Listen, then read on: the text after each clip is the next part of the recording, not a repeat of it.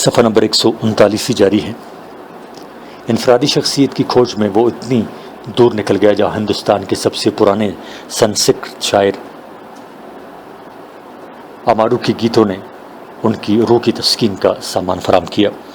مارو کے گیتوں میں سر سے پا تک زندگی کے نور سے جگمگاتی رادھا کو اس نے میرا سین کے روپ میں دیکھا، اور اپنی نظموں میں اس نے میرا سین کے روپ کی جو جھلکیاں پیش کی ہیں انہیں دیکھنے کے لیے وہ بصارت چاہیے جو کہ کم ہی لوگوں کو میسر آتی ہیں۔ مثال کے طور پر میرا جی کی نظموں کی چند مثالیں: یہ چندا کرشن ستارے ہیں جھرمٹ پرندہ کی سکھیوں کا، اور زہرا نیلے منڈل کی رادھا بن کر کیوں آئی ہے، کیا رادھا کی سندرتا چاند ہماری کے من بھائے گی۔ صفحہ نمبر 140۔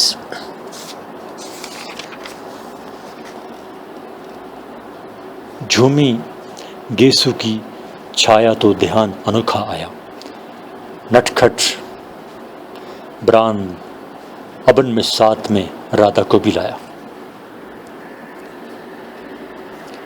جھومی گیسو کی چھایا تو دھیان انوکھا آیا، نٹ کھٹ بران ابن میں ساتھ میں رادھا کو بھی لایا۔ رادھا مکھ کی اجلی صورت، شیام گیسو کا سایہ۔ ہر صورت میں سے دوری ہی نظر آتی ہے۔ دوری میں وہ حسن محسوس کرتا ہے، اگرچہ دوری کے اس احساس نے کہیں کہیں ہجر کے کربناک لمحوں کو بھی جنم دیا ہے جو کبھی کبھی ناقابل برداشت ہوتی ہیں۔ بیشتر جگہوں پر تو اس نے دوری کے اس احساس کو لے کر ایسی خوبصورت پیکر تراشی ہیں جن کی مثال نہیں ملتی۔ مثلاً پربت کو ایک نیلا بھید بنایا کس نے؟ دوری نے۔ چاند تاروں سے دل کو گرمایا کس نے؟ دوری نے۔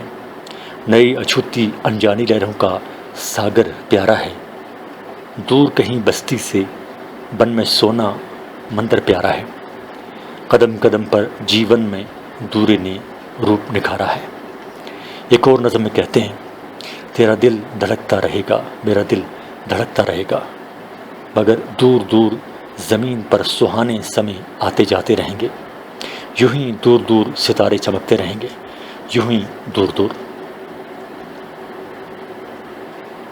لیکن محبت یہ کہہ رہی ہے ہم دور ہی دور اور دور ہی دور چلتے رہیں گے۔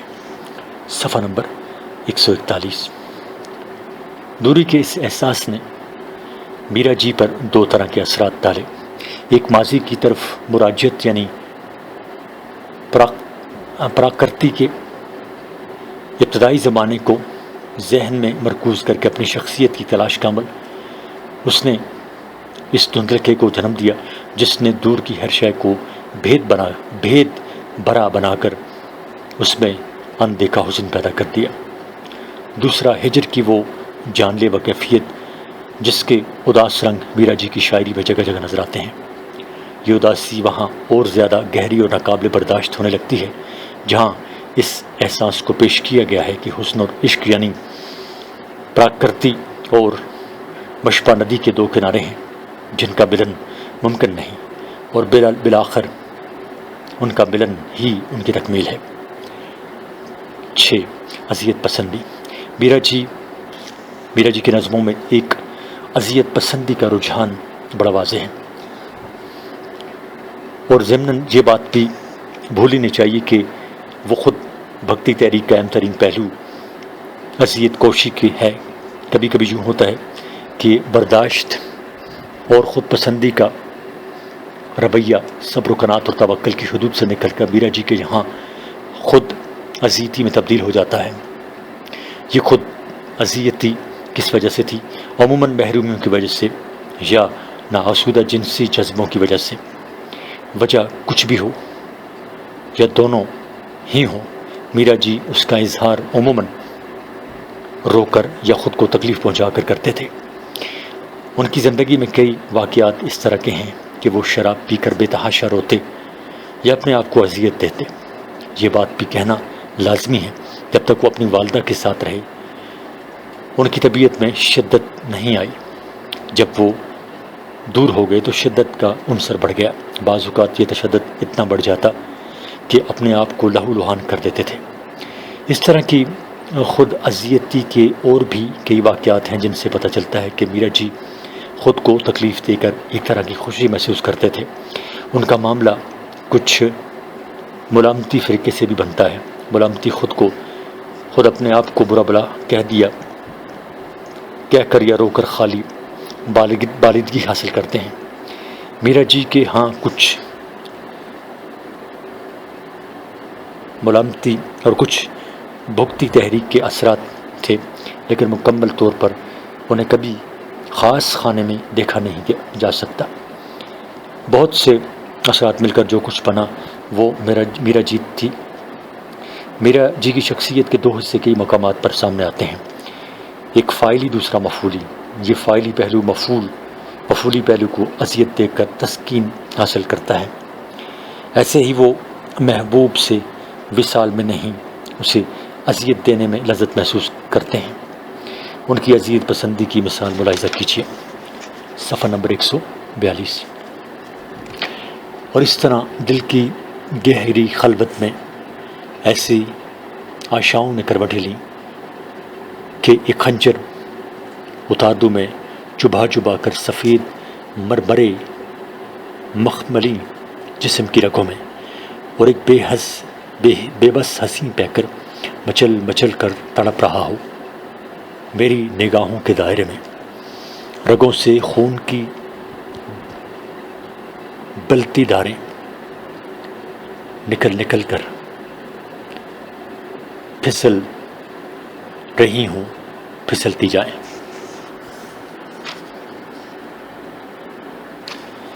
نمبر 7، میرا جی کا عرفان ذات۔ میرا جی کا ذکر آتے ہی ایک ایسی شخصی تصویر سامنے آتی ہے جس میں ہی جان، بغاوت، پاگل پن اور نہ جانے کیا کچھ سمایا ہوا تھا، اور ذہن سوچ بھی نہیں سکتا کہ اس طوفانی انتشار اور بے ترتیبی کے پیچھے کوئی نظم و ضبط بھی موجود ہوگا۔ اس رویے کی نمود میں کچھ تصویر تو میرا جی کے دوستوں کا ہے، کچھ تصور تو میرا جی کے دوستوں کا ہے جنہوں نے ان کے ساتھ بہت سی ایسی باتیں منسوب کر کے انہیں ایک متھ بنا دیا، اور کچھ تصور اور کچھ قصور میرا جی کا اپنا بھی ہے۔ ان احباب نے غلط بیانی سے کام لیا جو میرا جی کے ساتھ گھومتے ہیں لیکن ان کے باطن کو مس نہ کر سکے۔ میرا جی کے بارے میں اس قسم کے ارشادات کہ اس کے لمبے بال تھے، گلے میں مالا اور ہاتھوں میں لوہے کے گھرلے تھے۔ وہ شراب اور بھنگ کا رسیا تھا، طوائف کے کوٹھے پر بھی چلا جاتا تھا۔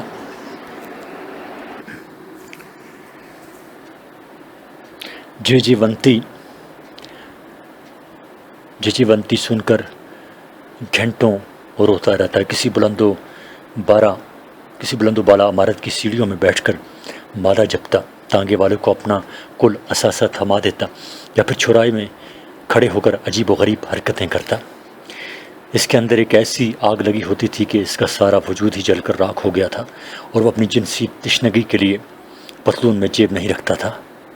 یہ تمام ارشادات اور نکات اپنی جگہ درست و دلچسپ صحیح، لیکن یہ کسی نے نہیں سوچا کہ ان کے ذکر سے میرا جی کے باطن کو سمجھنا کس طرح ممکن ہوگا، یا کہیں ایسا تو نہیں ہوگا کہ ان کے مسلسل اور متواتر ذکر سے میرا جی کا ایک ایسا ہیولہ مرتب ہو جائے گا جو ان کے فن کی پرکھ میں مزاحم ہوگا۔ دوسری طرف خود میرا جی نے بھی اپنی ذات کے گرد ایک حصار کا سا قائم کیا جس میں جھانکنا ہر شخص کے بس کی بات نہیں رہی۔ میرا سین سے ان کے عشق کی ساری داستان میرا جی کے اپنے ذہن کی اختراع معلوم ہوتی ہے، صفحہ نمبر 143۔ مثلاً قیوم نظر کو ایک خط میں لکھتا ہے کہ میرا سین کی سروس کرتے ہوئے 14 سال ہوئے۔ اس جملے سے نہ صرف سروس کا لفظ میرا سین کا مذاق اڑاتا ہوا نظر آتا ہے، بلکہ میرا جی کے اندر کا چھپا ہوا انسان بھی اپنی جھلک دکھا رہا ہے۔ یہی وجہ ہے میرا جی اندر سے بالکل مختلف تھے، جس کو چھپانے کے لیے انہوں نے عشق، شراب، بھنگ، منکوں، بالوں، گولوں اور متعدد عجیب و غریب حرکات سے خود کو لیس کر رکھا تھا۔ سوال یہ ہے کہ اس لبادے کے اندر کون سی قسم کی ہستی چھپی ہوئی ہے؟ میرا جی کی تحریروں کا مطالعہ کریں تو محسوس ہوتا ہے کہ نہ تو باہر کا تلاطم ان کی شخصیت میں منعکس ہو رہا تھا اور نہ میرا جی اس تلاطم کو راستے دکھا رہے تھے۔ اس کے برعکس میرا جی کے ہاں خارج اور باطن کا رشتہ ناظر و منظور کے رشتے کی صورت اختیار کر گیا تھا، اور میرا جی کی شخصیت ایک بیدار آنکھ کی طرح سوچوں کے مد و جزر کو دیکھنے لگی۔ اس میں کوئی شک نہیں کہ ان کا یہ زاویہ نگاہ بھگتی تحریک کے اثرات کا ثمر ہے۔ بھگتی تحریک کا یہ نکتہ کہ بھگت ایک جانہار پجاری کی طرح اپنی ذات کو معبود میں ضم کر دے، میرا جی کے ہاں پوری طرح اجاگر نہ ہوا۔ گو میرا جی نے اس کے لیے شعوری کوشش ضرور کی، مثلا میرا جی کو تخلیق کیا، بھگت کی صورت بنائی، گلے میں مالا ڈالی، منشیات کا استعمال کیا اور بھگت کی مثالی آوارہ خرامی کو مد نظر رکھتے ہوئے شمال سے جنوب کی طرف سفر بھی کیا، لیکن ان کے باطن میں انفرادیت اور اثبات ذات کا جو عنصر پنہا تھا وہ ان اقدامات سے دب نہ سکا، اور اس لیے جب میرا جی نے معروضی زندگی سے ایک رشتہ قائم کیا تو ہر چند کہ یہ ناظر و منظور کا رشتہ تھا، تاہم اس میں میرا جی کی ذات کا جوہر اپنا اظہار ضرور کرتا رہا۔ میرا جی کی اپنی ذات کا مرکزی نقطہ بھی یہی تھا۔ گویا میرا جی نے نہ تو ایک بھگت کی طرح اپنی چھوٹی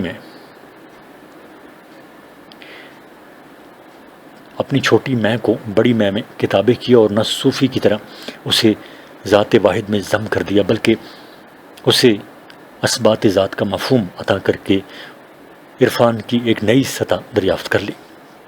نمبر 8، ابہام۔ میرا جی کی نظم بڑی حد تک فرانس کے شعراء ملارمے اور بودلیر سے متاثر ہے۔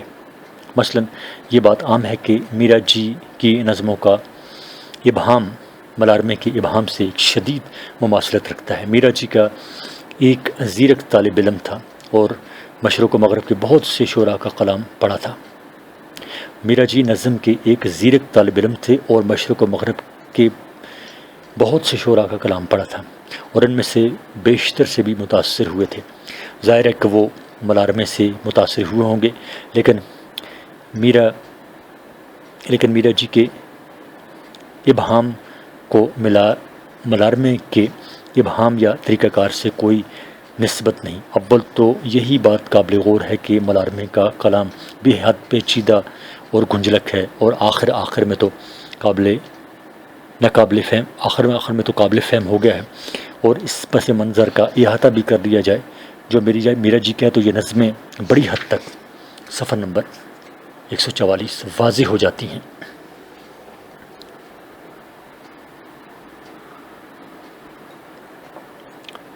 اس کے باوجود کہیں ابہام باقی رہتا ہے، ابلاغ کا ابہام ہے، تاثر کا نہیں۔ دوسری بات یہ ہے کہ ملارمے زبان کے قواعد سے بے نیاز تھا، وہ بالعموم الفاظ کو اس طرح استعمال کرتا تھا کہ ان کے معنی تبدیل ہو جاتے تھے، جبکہ میرا جی کے ہاں یہ بغاوت اور انحراف موجود نہیں ہے۔ تیسری بات یہ ہے کہ شعر کو خالص صورت میں پیش کرنے کی دھن میں ملارمے نے موضوع سے بے اعتنائی کی روش کو اختیار کیا تھا، جبکہ میرا جی کی نظموں میں بالعموم اور گیتوں میں بالخصوص موضوع کے ضمن میں کسی قسم کے شک و شبہ کی گنجائش نہیں۔ راشد کے نزدیک میرا جی نے نہ صرف جان بوجھ کر جنسی موضوعات پر مبہم اور غیر واضح انداز میں طبع آزمائی کی، بلکہ وہ خود بھی پیچیدہ اور غیر واضح تھے، اور ان کا ابہام فکری ہونے سے زیادہ جذباتی ہے۔ راشد میرا جی پر تنقید کرتے ہوئے انہیں جذباتی ابہام کا قائل قرار دیتے ہیں۔ اگر میرا جی کی ذات کو درمیان سے نکال دیا جائے تو ان کا ابلاغ بھی آسان ہو جاتا ہے۔ ابلاغ کا مسئلہ میرا جی کے ہاں اہم ہے۔ ابہام کی کئی صورتیں ہوتی ہیں۔ ایک ابہام وہ ہے جسے شاعر خود پیدا کرتا ہے کہ اس کے شعر میں دباضت اور ہماجیتی پیدا ہو جائے۔ دوسرا الہام وہ ہے جو عز و بیان کی وجہ سے پیدا ہو جاتا ہے۔ میرا جی کے یہاں جو فنی پختگی اور مصرع کی ساخت میں جو محنت دکھائی دیتی ہے وہ دوسرے قسم کی ابہام کو خارج از بحث کر دیتی ہے۔ البتہ پہلے طرز کا ابہام ان کے یہاں ضرور ہے۔ وہ خود بھی ابہام کو ایک زمانی مسئلہ سمجھتے ہیں۔ میرا جی کے ابہام میں ان کے تخلیقی طریقہ کار کا بڑا دخل ہے۔ ان کی نظم کہنے کا انداز یہ ہے کہ جو کچھ وہ سوچتے ہیں وہ نظم کا حصہ بنتا چلا جاتا ہے، جس کی وجہ سے خیال ایک منطقی ربط و تسلسل کے ادارے سے نکل کر اس طرح پھیل جاتا ہے کہ اس کی ضمنی شاخیں وجود میں آ جاتی ہیں۔ جزو کل اور کنارہ نظموں میں اس کی مثالیں ملتی ہیں۔ نمبر 9، اسلوب۔ میرا جی کی شاعرانہ انفرادیت میں ان کی نظموں کے حیاتی تجربوں اور اسلوب کو بنیادی اہمیت حاصل ہے۔ میرا جی کا اپنا ایک اسلوب ہے جو ان کی نظموں کی فضا بندی کرتا ہے۔ ان کے الفاظ بظاہر سادہ اور ہلکے پھلکے محسوس ہوتے ہیں، لیکن ان ہلکے پھلکے الفاظ کے اندر معانی کا موجیں مارتا ساغر ہے، جنہوں نے میرا جی کی شاعری کو موضوعاتی اعتبار سے قابل قدر بنایا ہے اور ان کی فنی دلکشی کو بھی نمایاں کر دیا ہے۔ میرا جی کی اس اسلوبیاتی روایت کے پیچھے موسیقی کا جو ذوق موجود ہے، اس کے ڈانڈے آریہ کی موسیقیاتی ذوق سے ملتے ہیں۔ شاعر شاہ امرتسری کے لفظوں میں اس موسیقی اور آہنگ میں آریائی ذوق اور فلسفہ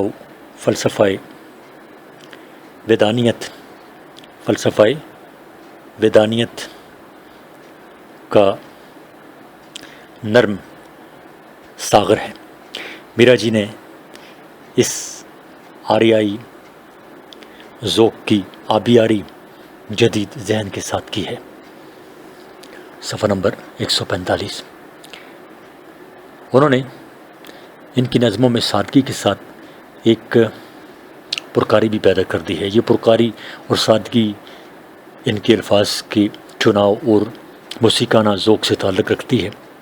شاہ امرتسری ان کا تجزیہ یوں کرتے ہیں: سب سے بڑی خصوصیت میرا جی کی شاعری میں نظر آتی ہے وہ یہ ہے کہ الفاظ نہایت سادہ ہیں، ہلکے پھلکے گاتے ہوئے جملے ان کی جان ہیں۔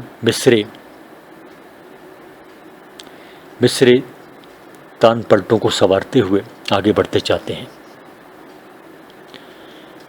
میرا جی کے اسلوب کی ایک ادا ان کا نثری آہنگ ہے۔ انہوں نے آزاد نظم کے تشخص کو ابھارنے کے لیے اسے پابند نظم کے روپ سے نکالنے کی کوشش کی ہے اور اس سے ایک ایسے اسلوب میں لکھنے کا رواج ڈالا ہے جو نثر کے قریب ہے۔ بقول محمد صفدر میر، میرا جی اس شاعرانہ اسلوب کی تخلیق کرتے ہیں جو نثر کے اس قدر قریب ہے کہ نثر پارہ بن جاتا ہے۔ میرا جی کے شاعرانہ اسلوب کا دوسرا پہلو ان کی مقامیت ہے اور یہ ان کی نظم آزاد کی ڈرامائی نوعیت کے لیے ضروری تھا۔ میرا جی کی نظم آزاد بلکہ دوسری نظمیں بھی ڈرامائی نوعیت کی حامل ہیں، اس لیے ان کے ہاں مقامی رنگ لازمی تھا۔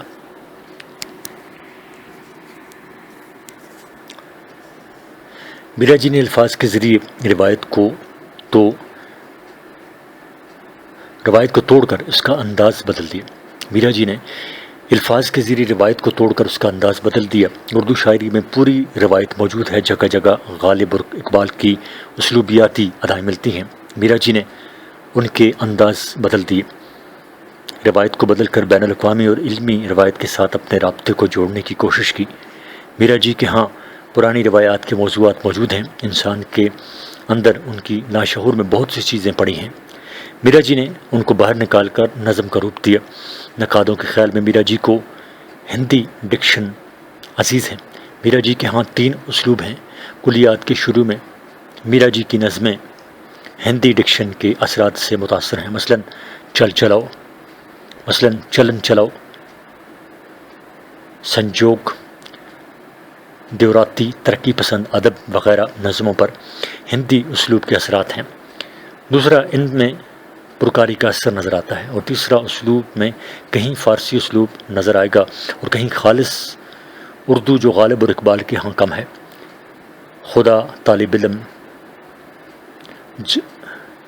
جزو کل آپ گینے کہ اس پار کی ایک شام دور کنارہ، مجھے گھر یاد آتا ہے، سمندر کا بلاوا وغیرہ ان کی بیشتر نظمیں ہیں۔ فارسی اسلوب کی نظموں میں فلسفیانہ افکار اور عجمی تصوف زیادہ ملتا ہے۔ اسلوب کی تبدیلی کے ساتھ موضوع بھی تبدیل ہوا ہے۔ میرا جی کے ہاں خاص مناظر فطرت ہیں، سارے الفاظ مناظر فطرت سے تعلق رکھنے والے نظر آتے ہیں۔ نمبر 10، علامت نگاری، صفحہ نمبر 146۔ میرا جی کی علامت نگاری کے بارے میں ڈاکٹر حامد کاشمیری لکھتے ہیں، میرا جی علامت نگاری کے دبستان کا سب سے بڑا شاعر ہے۔ میرا جی کی علامتوں میں چاند، رات، سمندر، کنواں، ویران محل، کرن، شعلہ، مرمری، قصر، دہلیز، ملبوس اور عکس وغیرہ تواتر سے استعمال ہوئے ہیں۔ سلیم احمد میرا جی کی علامتوں کا تجزیہ یوں کرتے ہیں: چاند میرا جی کی نظموں میں محبت کی علامت ہے، خود جنسی جذبے کی علامت رات ہے، جو غیر شخصی ہے اور حیات کا مظہر ہے۔ اس کے مقابلے میں دن فرد کی غیر جنسی زندگی کی علامت ہے۔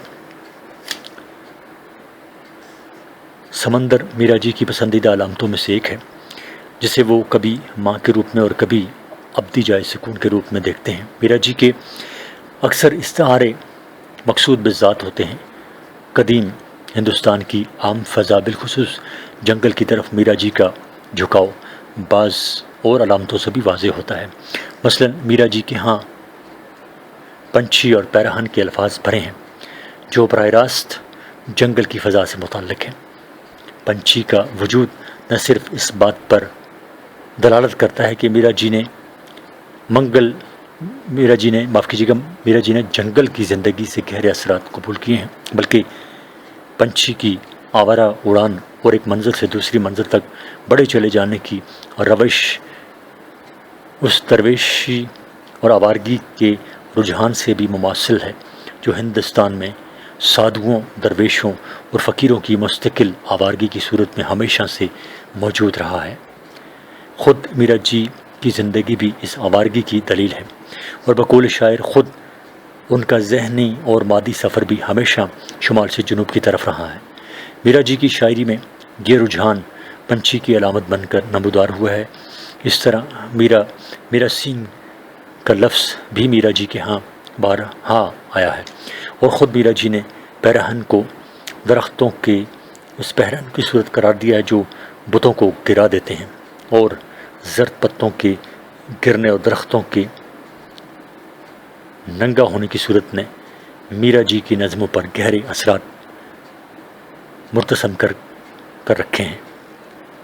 کر گئے ہیں، اور اس کے ہاں بار بار پھسلتے ملبوس کے تصور کو ابھارا گیا ہے۔ میرا جی کی نظموں میں ایک اور علامت بھی ابھری ہے۔ یہ علامت بھی دراصل جنگل اور برسات سے متعلق ہے، اور اس کے شواہد بھی برسات کے قطروں اور اوس کی بوندوں کی صورت سے متعلق ہیں۔ مثالیں: پتے بڑھتے گئے، نت نئی شکل بدلتے ہوئے کروٹ لیتے۔ صفحہ نمبر 147۔ آج ملبوس کی صورت میں نظر آتے ہیں۔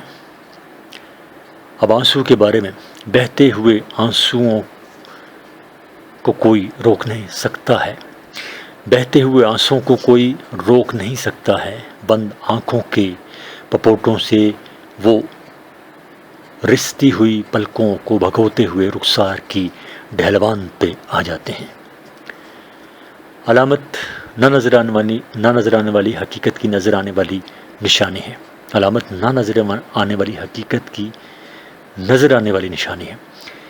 ایسی حقیقت جو چھپائی جاتی ہو، اس نشان کی توسط سے حقیقت تک رسائی حاصل کرتا ہے۔ علامت اس وقت تک زندہ ہے جب تک معنی ہماری سمجھ میں نہیں آتے۔ معنی ہماری سمجھ میں آ جائیں تو علامت مردہ ہو جاتی ہے۔ ایک اجتماعی علامت ہوتی ہے جو نسبتاً آسان بھی ہوتی ہے، ایک ذاتی علامت ہوتی ہے جو آسانی سے سمجھ میں نہیں آتی۔ شخصیت کو دیکھنے کے بعد تجزیہ کرنے سے کچھ سمجھ میں آ جاتی ہے۔ انتہائی ذاتی علامتوں کے مفہوم بنانے پڑتے ہیں۔ میرا جی کی انتہائی ذاتی علامتوں میں ان کی ساری چیزیں ذہن میں رکھ کر ان کی علامتیں دیکھیں تو میرا جی کی علامتیں استعارے سے شروع ہوتی ہیں۔ علامت سے ہم وسیع استعارے مراد لے سکتے ہیں۔ میرا جی استعاراتی ماحول میں اپنی نظم بناتے ہیں۔ استعارے آسانی سے مشکل کی طرف جاتے ہوئے وحدت سے کثرت کی طرف جا کر علامات بن جاتے ہیں۔ نظم سمندر کا بلاوا اس کی مثال ہے۔ میرا جی نے جنسی علامتیں ظاہر کرنے کے لیے مناظر فطرت کا سہارا لیا۔ دریا، پربت، پہاڑ ان کو نظر آئیں گے۔ میرا جی کے ہاں علامتیں مناظر فطرت سے ہٹی بنتی ہیں۔ سنجوک، دور کنارہ وغیرہ نظموں میں بھی اس کی اچھی مثالیں ملتی ہیں۔ میرا جی کا ذہن بہت بڑی اکائی ہے جو نسلوں، ذاتوں، فرقوں، بہت کچھ میں تقسیم ہے۔ مناظر فطرت کا تعلق انسان کے ساتھ بڑا گہرا ہے، مگر میرا جی کے ہاں دن رات کی علامت ہے، جنگل کی اور دن ظلم کی علامت ہے۔ سب سے عام حوالہ آمد کا ہے۔ میرا جی کے ہاں ساڑی ایک بڑا حوالہ ہے۔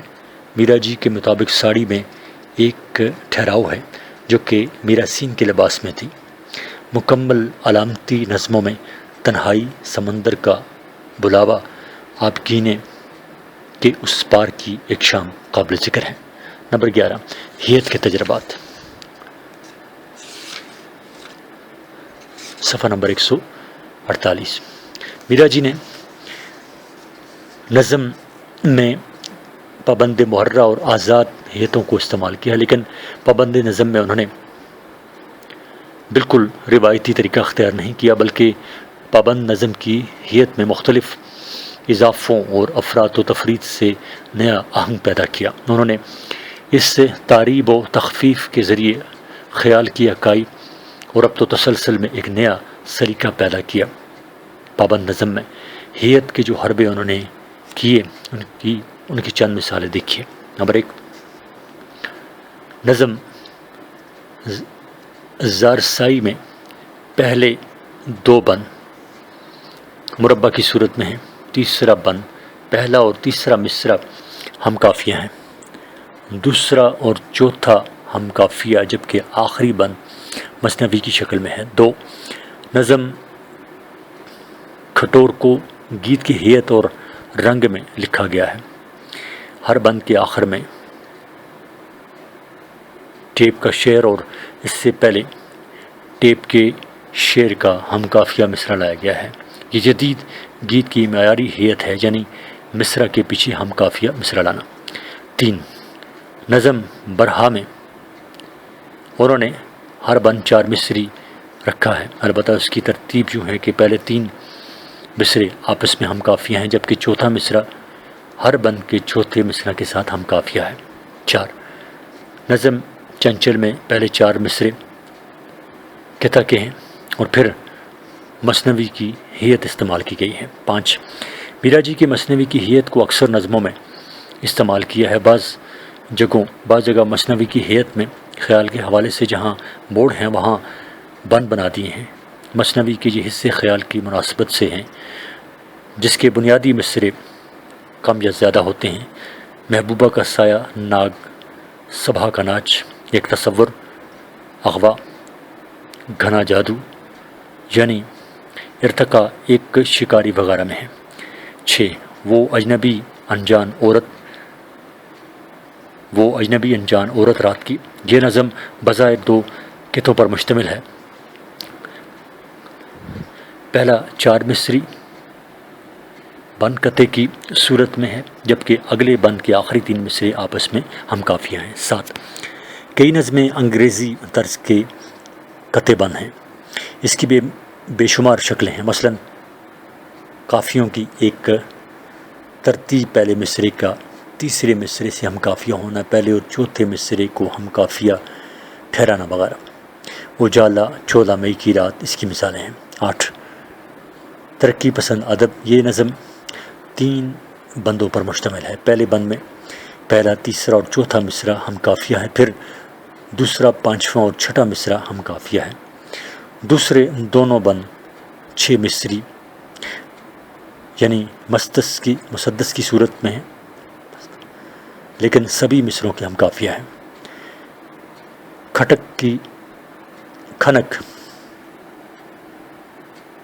کھنک کی مجموعی شکل تو ترجیح بند مخمس میں کی ہے، لیکن جدت یہ پیدا کی گئی ہے کہ پہلے بند کا چوتھا مصرع دوسرے بند کا چوتھا مصرع ہم کافیہ ہے، اس طرح تیسرے بند اور چوتھے بند کا مصرع ہم کافیہ ہے۔ صفحہ نمبر 149۔ میرا جی کے ہاں کرداری نظمیں بھی نظر آتی ہیں۔ اکثر لوگوں نے میرا جی کی نظموں کو ان کا سوانح حیات قرار دیا۔ وہ خود انتشار کا شکار تھے، انہوں نے جنسی قسم کی نظمیں لکھی۔ میرا جی میں جدید زمانے کا نوجوان منتشر حالت میں آپ کو ملے گا۔ انہوں نے اس معاشرے کا کردار پیش کیا۔ میرا جی کے 2 کردار، ایک مرد اور عورت کا ہے۔ مرد اور عورت کے کردار مختلف نظموں میں مختلف ناموں سے ہیں۔ اس مہذب معاشرے میں اپنی جسمانی ضروریات کو پورا کرنے کے لیے عورت کو تسکین اور آسودگی کا باعث سمجھتے ہیں۔ اس میں مرد کا جو کردار ہے وہ اضطراب کا شکار ہے۔ معاشرہ نے اس میں رکاوٹ پیدا کر دی ہے۔ مسافروں کی تلاش، پہلی عورت، ایک نظم، دوسری عورت وغیرہ میں اس کی اچھی مثالیں ملتی ہیں۔ کچھ اور کردار بھی ہیں، بعض ایسے کردار بھی ہیں جو شریف ہیں، عورت کا ہر سطح پر استحصال کرتے ہیں۔ یہ ہیں وہ کردار جن کا تعلق جنسی زندگی سے ہے۔ ان کا بنیادی موضوع بھی جنس ہے۔ جنس مرکزی کردار ہے۔ نادار ایک نظم ہے جس میں ان کرداروں سے ہٹ کر ایک کردار بے بسی کا شکار ہے، اور وہ اس تنہائی کا خوبصورت عمل مناظر فطرت یعنی کو شیئر کر کے حاصل کرتا ہے۔ دھوبی کا گھاٹ اور خاص طور پر ہندی جوان میں اس کا اظہار ملتا ہے۔ اس نظم میں ہندی جوان کا جو کردار ہے اس سے جو انتشار پیدا ہوتا ہے، نیم پابند اور نیم آزادی انسان کو ایک طرف لے کر جاتی ہے۔ کلرک کا نغمہ محبت بظاہر لوگوں کو یہ تاثر دلاتا ہے کہ کلرک کی بدحالی کس حال میں زندگی گزار رہی ہے، اس کا بڑا المیہ اس کی غربت ہے۔ کلرک کا نغمہ محبت یہ بند ملاحظہ ہو: جوں تو رستہ کٹ جاتا ہے اور بندی خانہ آتا ہے، چل کام میں اپنے دل کو لگا، یوں کوئی مجھے سمجھاتا ہے۔ میں دھیرے دھیرے دفتر میں اپنے دل کو لے جاتا ہوں، ناداں ہے دل مورکھ بچہ، ایک اور طرح دے جاتا ہوں۔ پھر کام کا دریا بہتا ہے اور ہوش مجھے کب رہتا ہے، جب آدھا دن ڈھل جاتا ہے تو گھر سے افسر آتا ہے اور اپنے کمرے میں مجھ کو چپڑاسی سے بلواتا ہے، یوں کہتا ہے لیکن بیکار ہی رہتا ہے۔ صفحہ نمبر 150۔ مجموعی جائزہ: اردو نظم کو شہرا میں سے شاید ہی کسی نے اپنے موضوع سے اس قسم کی جذباتی وابستگی، شغف اور زمین سے ایسے گہرے لگاؤ کا ثبوت بہم نہیں پہنچایا جیسا کہ میرا جی کے ہاں نظر آتا ہے۔